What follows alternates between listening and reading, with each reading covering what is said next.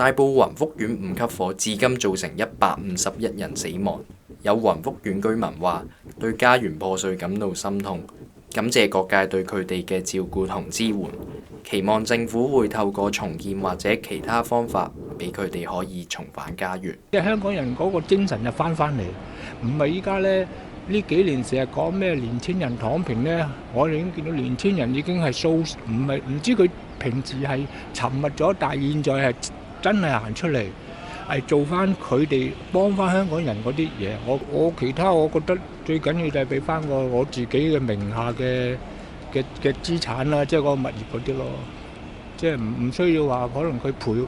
賠翻公屋俾我，咁變咗我大半身嘅辛勞，半身嘅嗰個財產就變咗呢個，咁我係一個好單咯，即係如果即係嗰個決定對我嚟講就係。